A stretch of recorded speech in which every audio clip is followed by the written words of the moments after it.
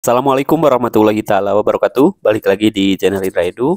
Dalam kesempatan kali ini kita akan belajar bersama lagi yaitu materi pendidikan Pancasila kelas 7 SMP MTS Sederajat.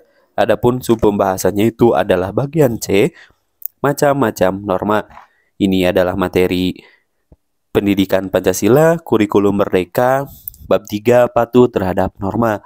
Seperti biasa, sebelum kita lanjut kepada pembahasan, mari subscribe terlebih dahulu, like, komen, dan boleh share kepada rekan-rekannya supaya kita semua bisa menebar manfaat yang lebih banyak lagi. Adapun tujuan pembelajarannya, peserta didik diharapkan mampu memahami materi tentang macam-macam norma. Langsung saja kita simak materinya. Nah, keberadaan norma menjadi salah satu hal yang paling penting dalam kehidupan bermasyarakat tentunya. Tiap-tiap manusia perlu memiliki kesadaran akan keberadaan norma, karena dengan adanya norma, tiap manusia dapat dengan mudah memenuhi kebutuhan fisik dan juga kebutuhan non-fisiknya tanpa merugikan dan juga mengganggu kebutuhan orang lain. Nah, norma itu secara singkatnya bisa disebut juga dengan peraturan, gitu ya. Nah, macam-macam norma yang berlaku di masyarakat itu ada 4 norma. Di antaranya ada norma agama, yang kedua norma kesusilaan, yang ketiga ada norma kesopanan, yang keempat adalah norma hukum. Mari kita bahas satu persatu. Nah, yang pertama, norma agama. Norma agama adalah rangkaian kaidah dan petunjuk hidup yang harus diterima oleh manusia. Bersumbernya dari Tuhan Yang Maha Esa dan tertulis di dalam kitab suci masing-masing agama dan juga kepercayaan. Nah, norma agama ini dipercaya oleh para pemeluk agama dan juga kepercayaan memiliki nilai-nilai universal dan sebagai pedoman hidup ke jalan yang benar.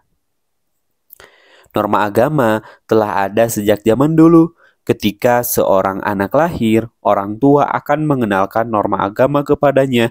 Kemudian dari kecil dilatih untuk beribadah sesuai dengan agama lain, kepercayaan masing-masing. Agama dan kepercayaan perlu dikenalkan kepada anak sejak kecil agar anak percaya keberadaan Tuhan, karena sumber utama kehidupan setiap manusia adalah Tuhan.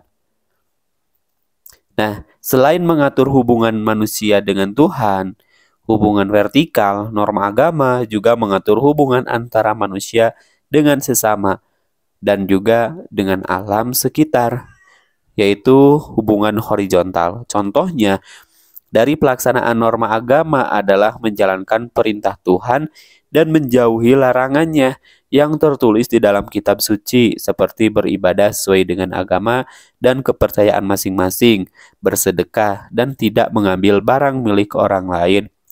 Sanksi yang akan diterima ketika seseorang melanggar norma agama adalah mendapatkan dosa. Yang kedua, norma kesusilaan.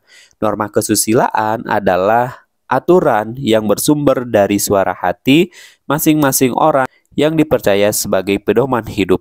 Norma ini berhubungan langsung dengan kehidupan pribadi manusia sebagai makhluk individu, karena tidak hanya berkaitan secara lahiriah, namun juga batiniah. Seseorang yang melanggar norma ini dikatakan sebagai orang yang tidak bermoral.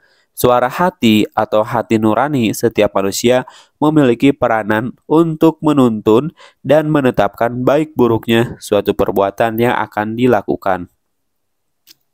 Nah, dalam norma kesusilaan ini pula, seseorang yang melanggar norma kesusilaan akan mendapat sanksi berupa perasaan bersalah, malu, takut, dan menyesal atas perbuatan yang telah dilakukan. Sanksi bagi pelanggar norma kesusilaan merupakan reaksi terhadap tindakan yang telah dilakukannya baik secara sengaja maupun tidak sengaja. Contohnya, pelaksanaan norma kesusilaan adalah selalu berbuat jujur dalam setiap perkataan dan juga perbuatan. Yang ketiga, norma kesopanan. Nah, norma kesopanan adalah aturan hidup yang timbul dan terpelihara dari kebiasaan masyarakat dalam suatu kelompok sebagai pedoman dalam pergaulan dengan sesamanya. Istilah lain dari norma kesopanan adalah tata krama atau etika. Bagi pelanggar dari norma kesopanan akan mendapatkan sanksi sosial berupa dikucilkan, dicemooh, atau ditegur oleh masyarakat.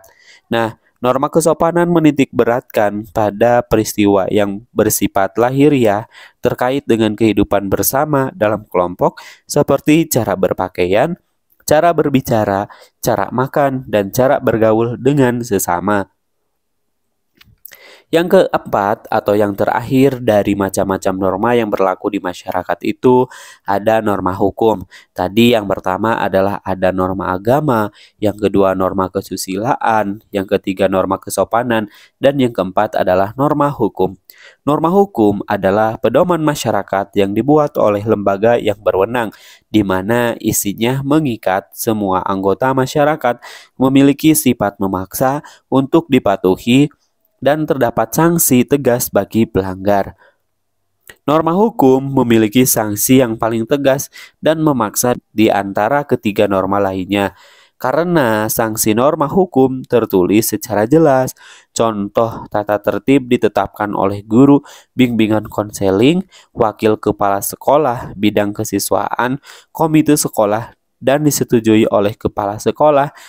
Seiring berjalannya waktu, keberadaan norma hukum semakin diperlukan seiring dengan perkembangan zaman dan kebutuhan masyarakat. Nah, penerapan contoh tata tertib yang diterapkan di sekolah ini merupakan salah satu bagian dari norma hukum yang ada di lingkungan sekolah.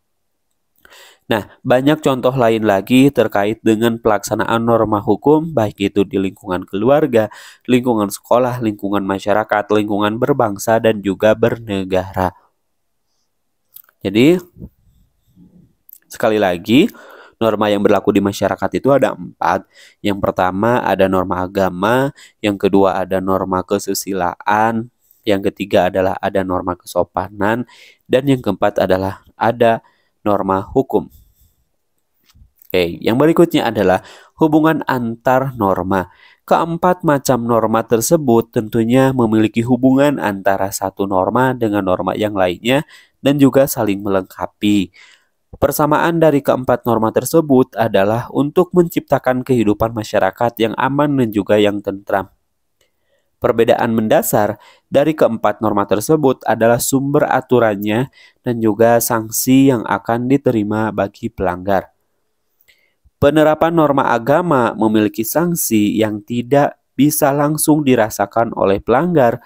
Sanksi norma kesusilaan dan norma kesopanan berupa sanksi sosial dan kurang bisa memberikan efek jera.